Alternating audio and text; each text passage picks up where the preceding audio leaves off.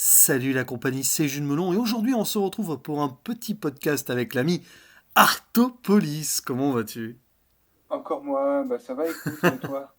Encore toi et toujours avec le grand plaisir qui va avec. Alors cette fois-ci on n'est pas autour d'une bavette, on n'est pas en trio avec l'ami Desgadi, on n'est que tous les deux à distance pour parler d'un film français important sorti en Mm. mars dernier et donc désormais disponible en format physique, intitulé alors sobrement Bruno Rédal ou parfois Bruno Rédal Confession d'un meurtrier. Ça dépend, il y a Mm. eu un sous-titre rajouté.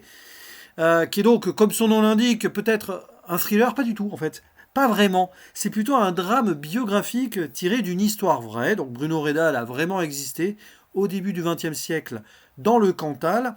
Un Bruno qui est réalisé par Vincent Leport, qui fait là son premier long métrage, mais il avait fait plein de courts métrages avant. Donc c'est pas Mm. son premier essai non plus. Et avec au casting dans le rôle principal, un jeune acteur qui débute au cinéma, mais qui jouait au théâtre déjà avant, un certain Dimitri Doré, rien à voir avec Julien Doré, hein. J'ai cherché s'il y avait un lien de parenté. Et le seul vrai professionnel, on va dire, qui est là, qui a déjà été dans d'autres films, c'est Jean-Luc Vincent, qui joue le médecin anthropologue qui va interroger Bruno Rédal. Sinon, il y a Mm. pratiquement que des actrices, acteurs, amateurs, amatrices, qui ont été un petit peu castés, je crois, dans la région du Cantal, parce que le film a été tourné là-bas, avec un sentiment et un besoin d'immersion dans un contexte particulier, puisque l'histoire se déroule en 1905, et on va suivre donc un jeune paysan séminariste, puisqu'il va faire ses Mm. études religieuses, qui à l'âge de 17 ans arrive devant une maison et s'accuse lui-même du meurtre d'un jeune garçon de 12 ans. Et le film s'ouvre comme ça, pas de suspense, pas de surprise. Et après, en prison, pour comprendre son geste, ben, des gens vont l'interroger et vont faire en sorte qu'il écrive ses mémoires. Voilà, il écrit et on va entendre par sa voix off ses questionnements, ce qui l'a amené, poussé peut-être, à commettre ce crime. Et c'est, on va dire, une proposition assez singulière qui est très rare dans le cinéma français. Un film très naturaliste, très épuré aussi de certaines choses, mais sur lequel tu vas nous donner ton avis, mon cher Nico, parce que si je t'invite, c'est que tu l'avais beaucoup apprécié à l'époque. Oui, alors c'est un film qui m'intéressait déjà parce que... Alors en fait, j'en ai entendu parler tout simplement à l'époque où les cahiers du cinéma, on avait fait un peu l'apologie. Hmm. Et je me suis dit, bon, ça peut être intéressant, sachant que les premières images de ce que j'avais pu voir étaient quand même assez fascinantes. Et surtout, c'est un film qui est donc tourné dans le Cantal, en partie. Alors, en partie parce qu'il y a une autre partie qui a été tournée en Haute-Vienne, Ouais. donc pas loin de chez moi. Euh, Haute-Vienne ou Haute-Corée, je sais plus, mais pas très très proche de chez moi. Et, euh, et donc c'est un film qui est assez étonnant parce que c'est le portrait, comme tu le disais, d'un jeune homme qui a décapité un enfant. Ouais. Donc c'était un fait divers qui était assez connu dans le Cantal, euh, qui a quand même été assez commenté. Et donc, en fait, le film possède un style assez particulier. Moi, j'étais assez étonné de voir. Déjà, bon, ce qui est quand même assez exceptionnel, c'est que c'est un premier film. Oui. Je ne pensais pas que. Enfin, c'est un premier long métrage. Je ne sais pas si c'est vraiment un premier long métrage, parce que j'ai vu que sur, par exemple, Sens Critique, il y avait un film qui s'appelle Dieu et le raté, qui est répertorié comme un long métrage d'1h31 de Vincent Leport. D'accord. Je sais pas. Voilà, je ne sais pas si c'est son premier long métrage, mais en tout cas, c'est un premier long métrage de fiction qu'on connaît, voilà, qui nous apparaît. Oui. Et j'étais extrêmement surpris par la maîtrise, surtout, qui est à la fois une maîtrise formelle et de narration, parce que, alors je ne sais pas si c'est lui qui a écrit le scénario, je ne crois pas, ça reste à vérifier. Et Ah si, si, il a écrit le scénario aussi. Ouais. ah d'accord, donc il est auteur, d'accord, donc c'est encore plus fou, donc il est auteur à 100%. D'accord, donc eh ben, c'est assez étonnant parce que, alors, je sais qu'il y a des gens qui n'ont pas forcément apprécié le dispositif, mais il faut dire tout de suite, le film s'accompagne d'une voix off en fait très présente. Oui. Euh, et vu que c'est un film qui a été tourné donc bah, au Cantal, il y a un accent,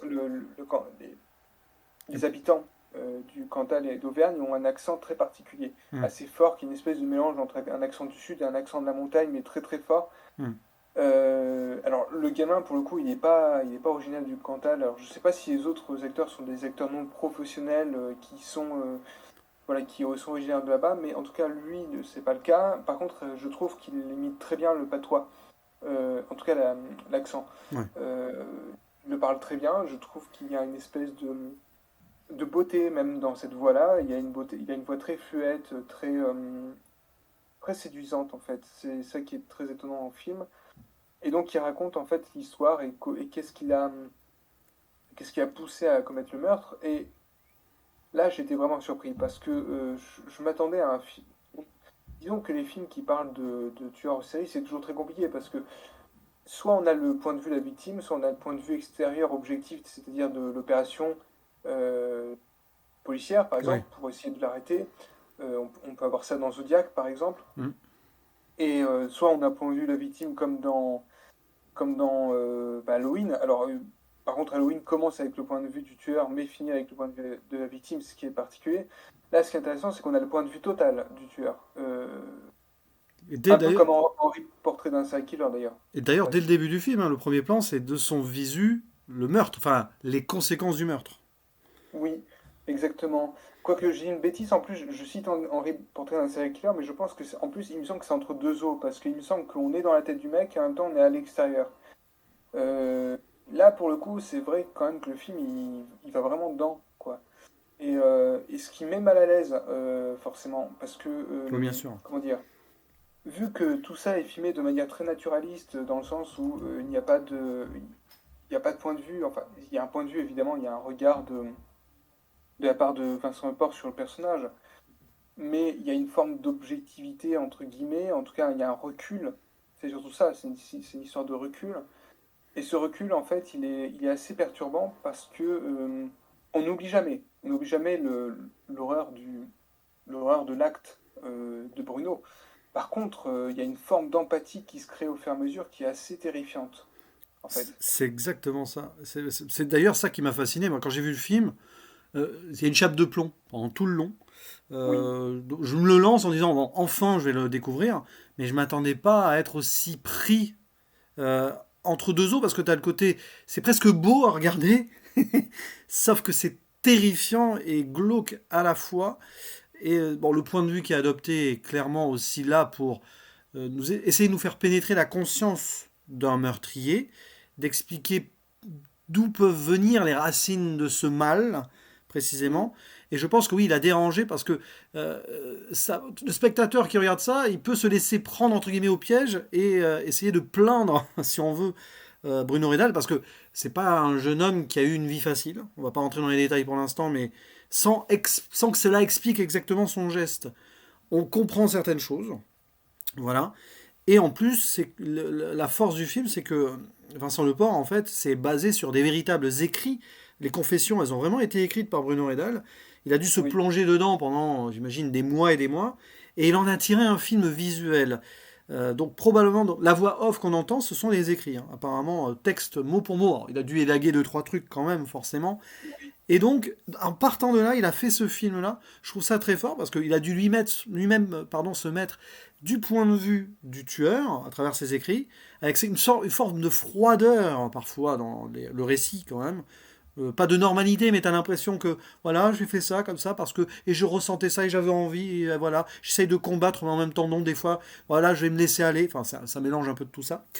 Et donc, il a retranscrit ça de la façon, enfin presque. Alors, c'est pas vraiment façon de documentaire non plus, mais il y a un réalisme absolu et il a surtout totalement dénudé le film de comment dirais-je d'effets par exemple vraiment formels forts. Il aurait pu par exemple s'attarder, je dis des bêtises, mais sur les montagnes, les paysages, les couchers de soleil. Non, on est toujours centré sur le personnage principal et ce qu'il va oui, subir. On a un magnifique décor, hein. Tout ce qu'on voit autour est beau, hein. Mais on ne peut pas s'attarder sur cette beauté. Et mm, alors c'est là où on en a parlé en privé un peu avant. Euh, j'ai ressenti une forme d'approche à la Piala. Alors, Piala, j'ai vu mm, que trois films hein, pour l'instant. Mais ce côté un peu froid, mais très vrai, où on entre vraiment dans la situation et on subit la psychologie des personnages sans artifice. Je sais pas si tu serais d'accord avec moi sur le côté un peu pialesque, on va dire, du métrage. Non, mais alors là, je peux pas du tout te contredire parce que, en fait, disons que c'est la première chose qui m'a frappé. C'est-à-dire que quand j'ai vu le film, j'ai retrouvé l'espèce de fausse austérité, en tout cas disons plutôt le style si brut et sans concession de Piala lorsque j'ai vu le film. Je pense que c'est un film qu'aurait accepté de faire Piala sans problème Hmm. parce qu'on retrouve beaucoup de questionnements de Piala. Notamment en ce qui concerne le mal. Et n'oublions pas que Piala a adapté Soul Side de Satan. D'ailleurs, on peut retrouver même un des aspects de Bernanos dans ce film-là. Il y a un style. En fait, j'ai pas arrêté de penser à la. Je sais pas si tu as lu le Sous-Soleil de Satan, mais en fait, dans Sous-Soleil de Satan, il y a une espèce de description très forte du sentiment de mal-être, en tout cas du mal même, du mal intérieur Hmm. qui nous bouffe, et avec la poésie de Bernanos qui est assez habituelle. Et lorsque j'ai vu le film, j'ai pas arrêté de penser aussi à Bernanos, et même à Sous-Soleil de Satan, hein, de manière générale. Hein, C'est un tout à côté fait. religieux aussi, j'imagine que Ah t'as un oui, contexte derrière, parce que comme il est séminariste et qu'on voit, il aspire peut-être en se demandant, en se rapprochant de la religion et de Dieu, peut-être qu'il empêchera ses pulsions, mais finalement c'est un gros échec. Enfin, c'est un échec. oui, C'est plus compliqué que cela. C'est oui, presque d'ailleurs, c'est très triste ce qui se passe. oui. C'est un Ouais. gamin qui veut pas faire ce qu'il va faire, mais il a des pulsions et ces pulsions sont des envies, des plaisirs qu'il ne peut refouler. Et c'est ça qui met mal à l'aise parce que j'ai vu des critiques aussi comme quoi, pour le coup, rien à voir avec Sous le soleil de Satan, quoique, comme quoi on utilise un jeune acteur ou des jeunes acteurs et à beaucoup de scènes de masturbation. Alors attention, hein, c'est des scènes qui sont pas graphiques, évidemment, mais ça a dérangé plus d'un spectateur à ce sujet par un aspect voyeuriste. Or, c'est très en lien avec ses pulsions. Donc c'est très compréhensible. Et comme ces pulsions, elles sont toujours là, elles le hantent perpétuellement, oui, on voit plusieurs scènes où il est obligé de pratiquer cet acte pour ne peut-être pas avoir à faire pire. Hmm. Et moi, je trouve Bah, ça, c'est presque dans le pathétique, en fait, mais dans le terme premier du terme. Là, tu te dis le pauvre, quoi. Enfin, en plus, bon, allez, il faut dire que c'est au début du XXe siècle. En plus, il est séminariste, donc potentiellement pour lui, c'est un péché de faire cela. Mais ce qu'il pratique techniquement là, c'est l'apanage de tous les adolescents de son âge, en fait. Mais lui, il va le vivre encore plus mal, parce qu'elles ces pulsions, parce qu'elles sont liées à des pulsions de meurtre, en fait. Et c'est vrai que c'est un peu choquant sur le papier d'imaginer quelqu'un qui prend du plaisir, même sexuellement, à imaginer des meurtres. mhm, mhm. Alors, j'entends bien les reproches que l'on peut faire. Moi, je suis très en désaccord. Il y avait un article qui tournait, alors, un article qui a été très vite retiré parce qu'il y a eu un problème avec cet article-là. C'était Symatrac qui l'avait publié, et je pense que c'est un article qui a été publié sans lecture. Hmm. Voilà, donc c'est un article qui a été très vite retiré parce qu'il y avait une erreur dedans, en fait, hein, parce qu'il y avait carrément des allégations assez dommageables envers Vincent Lepoire. Euh, Concernant la représentation de la masturbation, moi je pense qu'elle est nécessaire de toute façon parce que, euh, disons que en fait, il filme ça de manière tellement froide et tellement. Moi, ça m'a choqué au début parce que je ne m'attendais pas à ce qu'il aille aussi loin dans la représentation du mal-être d'un homme, d'un être en proie au mal, Hmm. en proie à la tentation, en tout cas, de tuer. Euh, je trouve qu'il le fait de manière très forte, très juste aussi, dans le sens où justement il s'intéresse en fait à son sujet. Euh, je m'intéresserai toujours plus personnellement au cinéma qui montre ce qui ne doit pas être montré. Bien sûr avec des pincettes morales, hein, Oui, la moi, façon de filmer. Il y a rien, par exemple, là, les choix de plans et tout, il n'y a rien de graveleux ou de voyeur, hein, par exemple. bien sûr. Non, non, oui, je suis d'accord avec toi, il n'y a jamais cet aspect voyeuriste, au contraire, le film est extrêmement, j'aime pas ce terme, mais il est presque documentaire dans le sens Hmm. où il y a une volonté quand même de s'intéresser, il y a presque un regard presque un regard scientifique en fait. Ah bah oui, oui, oui. À la base d'ailleurs, tu peux presque penser à un moment, mais dans une tonalité très différente, à l'enfant sauvage de Truffaut. Dans une Oui. approche où justement on essaye de comprendre un jeune être qui n'est pas comme nous autres, entre guillemets, enfin, mais d'autres façons, parce que l'enfant sauvage c'est juste quelqu'un, un jeune qui n'avait pas pu apprendre à lire, à écrire et tout, et à parler surtout. Là c'est juste quelqu'un qui a des pensées qui sont à considérer comme déviantes, parce que bah, forcément, tuer quelqu'un c'est quand même compliqué. Mais il y aura une mise en parallèle avec autre chose on ira plus en profondeur en rentrant dans, on va dire une forme de zone spoiler, mais c'est pas vraiment une zone spoiler, des petits détails qui peuvent surprendre. Mais Mm. pour en venir à ce que tu dis, oui, le côté quasi documentaire, scientifique, presque introspectif de la psychologie. On a les écrits sur un papier. Vincent Leport a décidé de les mettre de les mettre à l'écran comme cela et de voir par rapport aux écrits ce qui a pu se passer. C'est vrai qu'il y a un travail de reconstitution en fait, quasiment. Mais reconstitution artistique, cependant. Oui, C'est c'est pas juste vrai. un Bah, brûlot psychologique non plus dans le sens. Enfin, c'est une démarche de cinéma. ah oui, totalement. Totalement, mais de toute façon, dès l'instant où il porte un regard sur quelque chose, il y a une volonté de cinéma derrière, parce que...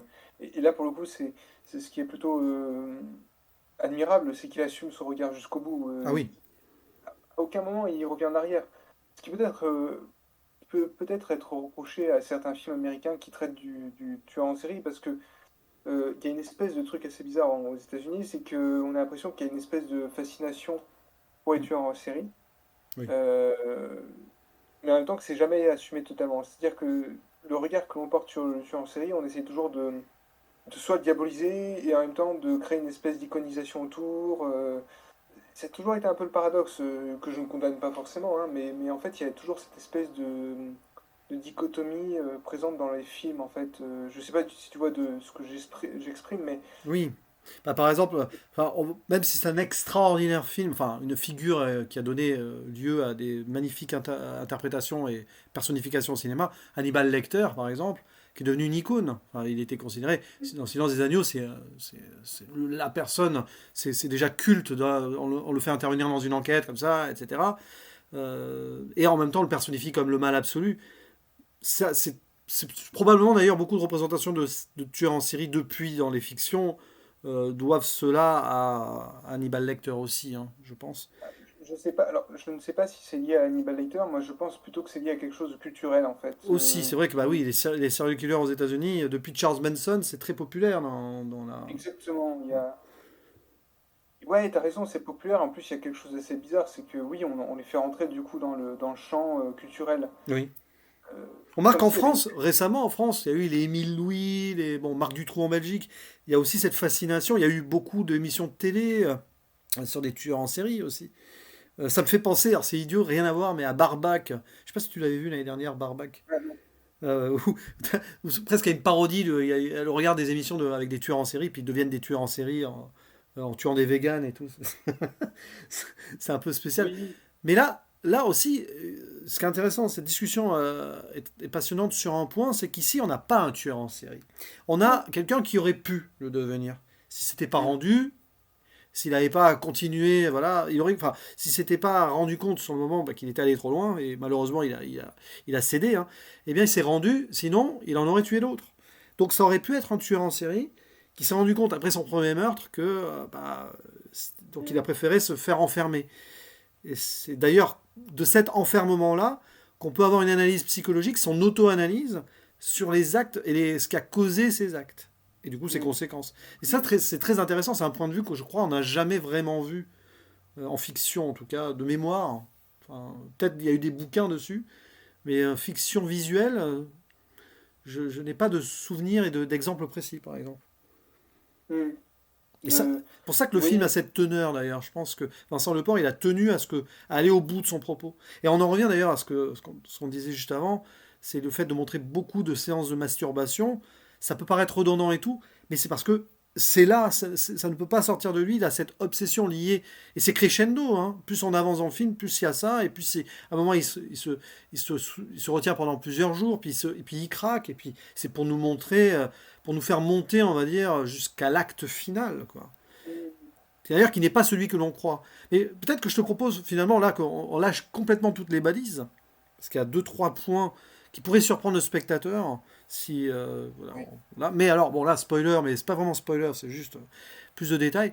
Le fait est, parce que là il faut en parler, qu'il lie donc cette pulsion de meurtre à potentiellement une autre frustration. On est au début du XXe siècle. En plus, côté campagnard, mais aussi séminariste. Il a eu une vie difficile, bon ça on y reviendra. Mais il est évident que Bruno Redal est peut-être plus attiré, alors pas forcément attiré par les garçons, mais par un garçon en particulier. Il y a comme une histoire d'amour non avouée qui va le faire craquer plus vite envers le jeune Blondel, hein, je crois que c'est ça le nom. Euh, Oui, un amour tellement total qu'il veut le tuer pour le posséder jusqu'au bout. c'est ça. Mais c'est pas lui qui tuera, d'ailleurs. C'est ça qui est fort, Non. c'est il va l'épargner. Parce qu'il n'y arrive pas, ouais. C'est ça. Il y Par arrive. amour, finalement, il peut pas. Et il va se rabattre sur un pauvre garçon qui a rien demandé. C'est ça qui est cruel, en fait. Le destin est terrible. Un jeune garçon de 12 ans. Mm. Et puis, en bon, la scène. Je pense qu'on peut parler de ça, d'ailleurs. La scène de meurtre. Bon, on voit au début, on voit juste le corps décapité. On le regarde du point de vue du tueur. Sympa de commencer Ouais. le film comme ça, hein, déjà. On est là en mode, ouh la vache. Mais on voit la scène. C'est très graphique. C'est très bien fait, d'ailleurs, sur les effets pratiques, je trouve. Oui, oui. C'est d'une Très violence impressionnant. absolue. C'est une des scènes les plus violentes de l'année, je pense. Et en même temps, c'est graphique, mais ça ne l'est pas trop. C'est-à-dire qu'en fait, c'est, il pose sa caméra et il laisse Oui. le. Il n'y a pas de découpage, en fait. Mais c'est Euh, limite pire. C'est limite encore plus c'est- fort, je trouve, d'ailleurs. Bah, et contrairement au Giallo, par exemple, il y a un refus d'esthétisation totale où le Giallo, ce qui d'ailleurs pouvait être critiquable, enfin moi, pour moi qui n'est pas le cas, mais chez Argento, par exemple, le meurtre est un dispositif artistique. Là, c'est vraiment un meurtre brut, quoi. Oui. Ah oui, ça, c'est le mot, brut. C'est que la caméra, on la pose, on regarde tout. Ça, c'est le plan séquence. Enfin, après, il y a deux, trois changements de plan, je crois, hein, mais bon. Et puis la tête, on la voit voler. On voit la tête au sol, bien. Pas en gros plan, mais pas loin. D'ailleurs, vraiment, prothèse et tout, ça fait très réaliste, hein. Oui, Il y a eu énormément de. Enfin, j'allais dire de progrès à ce niveau-là, mais oui. Le travail des maquilleurs et des prothésistes derrière, c'est limite flippant. Tu vois le gamin avant, tu vois la tête par terre, t'as l'impression que. Enfin, bon, c'est glaçant en fait. Et je pense pas qu'il y ait ouais, d'effet numérique. À moins qu'il ait utilisé un effet numérique d'incrustation, peut-être. je sais pas. En tout cas, ça se voit pas du tout. Mais bon, Moi, je pense. c'est glaçant. Puis en plus, c'est Ouais, un meurtre d'une. C'est un déferlement de violence absolu, parce que oui, qu'il le tue, d'accord, bon. Mais carrément, il mm, le décapite avec un canif, quoi. oui, C'est. c'est terrible, hein. Mais c'est, Et d'une voilà. violence. C'est parce que là, il ressort toute cette frustration. Il a dû garder tout en lui plein de choses. Là aussi, il y a un discours sur une forme, alors, de société d'époque, forcément, où il y a tellement de faux semblants et de non-dits, que Mm. ce jeune homme, de toute façon, imaginons, il aurait été pris en main par un psychologue très jeune et tout, il n'en serait pas arrivé là, probablement. Enfin, il aurait pu s'en sortir, je pense. Là, il a été livré à lui-même, tout seul, il n'avait pas d'amis d'ailleurs, hein, c'était un solitaire, et c'était inéluctable. D'ailleurs, il y a une scène aussi qui peut expliquer beaucoup de choses, c'est qu'à l'âge de 10 ans, 10-12 ans, il se fait violer Mm. par un berger aussi. Il y a ça aussi, cette scène est terrible, ouais. C'est la construction du mal, c'est ça, hein, le mal engendre le mal. C'est une scène qui est, là aussi, qui est filmée de façon très très étonnante, je trouve. Je sais pas ce que tu en penses, mais cette scène de, ah oui, de viol, on peut le dire, hein, Mm. Ah et non, mais c'est un viol. C'est un viol. c'est un gros, c'est assez déchirant, quoi. Il y a eu deux scènes de viol déchirantes cette année au cinéma, celle-ci et celle dans Vesper Chronicles, si tu vois ce que je veux dire, voilà, Oui, sans en dire plus ici. c'est très juste. Mais C'est très juste. ça, c'est le naturalisme et l'effet que la caméra, elle est là, elle est posée presque comme si c'était je sais pas, il y avait un témoin invisible qui regarde ça et nous, spectateurs, on est obligés de subir. Comme comme les protagonistes ont subi avec eux, en fait. Oui, c'est vrai. C'est vrai, c'est totalement juste ce que tu dis. On doit subir, en fait, c'est ça. Il y a un truc. Euh, il y a un refus, en fait, de rendre. Comment dire? De servir de mécanisme de stylistique, de divertissement, en fait, Ah entre oui. guillemets, Mm, dans le sens où ce sont des scènes qui sont insoutenables parce qu'elles le sont de nature. Donc il n'y a pas besoin de déformer les choses. Là où, par contre, comme je disais tout à l'heure, il y a des cinéastes qui préféreront, et c'est tout à fait louable, créer une forme de rythme, on va dire oui. entre guillemets, de rythme. Il y en a qui choisiront soit le plan fixe, soit. Et pareil, je crois que cette scène, dans mes souvenirs, parce que le film remonte un petit peu, mais je m'en souviens bien, Cette scène est très peu découpée aussi, il me semble. Oui. Elle est très dure aussi, très brute également. Euh, et en plus, c'est cette scène qui déclenche encore plus l'envie, même si elle était déjà présente, de Bruno Redal aussi. Ah oui, oui, oui, parce que c'est une scène où paradoxalement, bah, il souffre, mais il y a retenu une forme de... C'est Oui, bizarre ce que je veux dire, mais de plaisir indirect. oui. C'est Ouais. ça qui est terrible en fait. C'est vraiment le bouleversement d'un jeune garçon qui n'a rien demandé, qui va Mm. être brisé à vie en fait. C'est peut-être là la base, même si le film ne répond pas exactement à cette question, il nous laisse seul juge, parce qu'avant on a l'enfance, alors qu'il a 6 ans, on voit qu'il a une famille nombreuse, il n'est pas spécialement aimé par son père, mais c'est pas non plus, voilà, il n'est pas détesté, c'est une famille lambda, mais il est Mm. seul, voilà. Puis il a déjà des pulsions de meurtre hein, à 6 ans, je me souviens. Mm. Avant ça, il regarde ses camarades, il regarde la nuque de ses camarades et il imagine planter des couteaux dedans. C'est bizarre en fait. Tout ça, ah oui, je me souviens à l'origine, c'est parce qu'il voit un cochon mourir, Ah oui, c'est la vrai. scène du porc qui est saigné et tout, et il voit la beauté dans la mort en fait. C'est assez violent. Ça me rappelle, c'est un personnage comme ça dans American Beauty, je sais pas si tu te rappelles, ce film de... Je l'ai pas vu encore ce film, Ah, mais effectivement. c'est un film Sam Mendes où oui, on questionne la beauté de la mort. Ah oui, d'accord. Et ouais, c'est particulier. Mais c'est vrai que chez certaines personnes, probablement, en la mort, il y a une certaine beauté. La Mm. constater, oui, mais de là à la reproduire, c'est vrai que c'est dur. Il y a beaucoup de serial killers, à mon avis, qui ont tué par ce plaisir-là aussi, hein. Bah, c'est un plaisir sexuel en plus, c'est ce que montre le film C'est justement ça. avec ces scènes de. En fait, il assimile, tu sais, les choses morbides à la sexualité. Là, c'est un péché à ses yeux. Autant le sexe que la mort, mais c'est pas le même degré, mais il y a un petit peu ça aussi. L'idée, c'est quand il va se confesser à un prêtre en disant qu'il a des pensées sexuelles et tout. Pour lui, le Oui, péché, il est là, il le lie au péché du meurtre, hein. oui, je suis d'accord. Mais en plus, c'est intéressant parce que pour moi, ça revient à la comparaison que je faisais tout à l'heure avec l'abbé Donissan de Sous le soleil de Satan. Hmm. Parce que ce personnage-là aussi, en fait, alors il commet pas de meurtre, mais il a un besoin de se battre contre la tentation. Et Ouais, donc, en fait, il se fait souffrance. C'est-à-dire il utilise des espèces d'objets dont se servent certains prêtres ou certains membres je crois que c'est du prieuré de Sion, je crois, qui est une espèce de cercle qu'on accroche de métal avec des pics qu'on accroche à la jambe, ou ah, encore il se fouette parce il est tellement en proie à la tentation du diable, au point où d'ailleurs euh, il y a littéralement une rencontre diabolique. Je ne dis pas comment, mais il y a ça en fait, dans le Soleil de Satan, que ce soit en livre ou dans le film. Et ça qui est intéressant, c'est que à mes yeux, Bruno Redal, c'est un peu l'inverse, en fait. Parce que lui, du coup, il est déjà tenté, il l'a déjà fait, et il essaye de combattre, mais ça marche pas. ouais. Ah oui, oui, c'est l'inéluctabilité. On voit de toute façon, c'est pour ça que le film commence par la fin, en fait. On le sait. D'ailleurs, Vincent Leport n'a même pas essayé de jouer un faux suspense en présentant une histoire comme ça. Est-ce qu'il va vraiment tuer? Est-ce qu'il va s'en sortir? Pas du tout. Non seulement on sait qu'il a tué, mais qu'il se livre lui-même.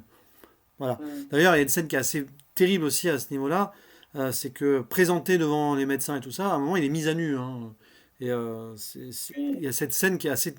Là aussi, il y a des gens qui pourraient dire oh, c'est gratuit. Non, il n'y a aucune gratuité. C'est qu'il va se mettre à nu. Ensuite, hmm, psychologiquement, il y a toute cette idée-là. Là aussi, on est dans l'idée d'ailleurs de la reconstitution de l'époque, c'est que il est oui, examiné de toutes parts avant donc d'être emprisonné, tout simplement. On essaye de exactement comprendre. ça. Et tout. Et je sais qu'il y a eu un énorme travail entre Vincent Leport et Dimitri Doré sur la posture, quelle voix apporter et tout au personnage. Et ça se sent. C'est que à Ça se chaque ressent. posture. Mon avis, le jeune Dimitri Doré, il mérite son petit César de révélation. Je sais pas si c'est révélation ou meilleur espoir maintenant, je sais plus le titre. Parce Je que sais plus. il mériterait, hein, je pense. En tout Oui, cas, j'espère qu'il sera au non, mais moins nominé. ah, et moi aussi, j'espère. De toute façon, même le film mériterait d'être nominé au César, de toute Meilleur façon, premier et je film, bien pense que. sûr. Meilleur premier film, Oui, meilleur premier, ben, meilleure révélation. Je pense que là, en espérant, parce que comme il y a eu quelques gens qui ont été choqués, je sais pas si l'Académie va oser. C'est autre chose. oui, c'est la question qu'on peut se poser, effectivement. Après. je pense que c'est un film nécessaire dans tous les cas parce que Mm. euh, déjà, moi je pense que si des gens ont un problème avec des choses qui ne veulent pas avoir représenté, c'est qu'en fait ils sont pas prêts à affronter quelque chose. Euh, Moi, en fait, c'est équivaut un peu à cette fameuse peinture qui représente une autopsie à l'époque qui avait fait un scandale parce qu'on ne représentait pas la mort. Et cette peinture que tu connais sûrement, c'est l'autopsie du docteur, je Mm. sais plus quoi, Ouais. je sais même plus quel peintre c'est qui est derrière. Je crois que c'est un très grand peintre qui est derrière. Je, je vais essayer de retrouver. C'est pas un peintre suisse, non, je sais plus. Un peintre suisse peut-être, oui. Attends, la leçon d'anatomie du docteur Tulpe, en fait. D'accord. C'est pas une autopsie, c'est du coup c'est Rembrandt qui l'a fait, voilà. Oui, Rembrandt. Ouais. Rembrandt. Qui date de 1632, donc en plus c'est même pas une autopsie, c'est vraiment une étude. Euh, Et donc, en fait, je pense que de toute façon, il est nécessaire de représenter des choses dans l'art, parce que Oui. l'art est un moyen d'expression, et de représenter des choses qu'on n'a pas envie de voir, parce que, comme la sexualité. Parce que, déjà, bon, comme le disait Bruno Dumont, et moi je suis plutôt d'accord avec ça, je pense que le cinéma et l'art, de manière générale, peut avoir un effet cathartique, Mm. euh, et donc éviter peut-être et peut-être permettre de canaliser certaines envies aussi. Euh, Maintenant, se pose la question aussi de la morale dans l'art et surtout du droit aussi, hein, des limites juridiques Oui, bien sûr. dans la fabrication de la représentation. Maintenant, bon, moi je trouve quand même que le film Bruno Rydal, en plus, évite le sensationnalisme, c'est ce qu'on disait. Et pour moi, c'est un peu la démarche comme dans un autre film que j'aime beaucoup, qui est Manhunter de Michael Mann, Mm. où justement, on parlait, tu sais, de tout à l'heure Oui, de Hannibal. Mal. Et c'est une adaptation aussi, c'est la première adaptation Oui. du livre.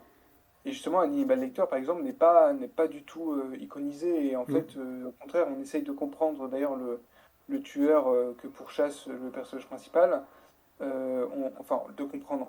On le voit en fait, on voit sa vie.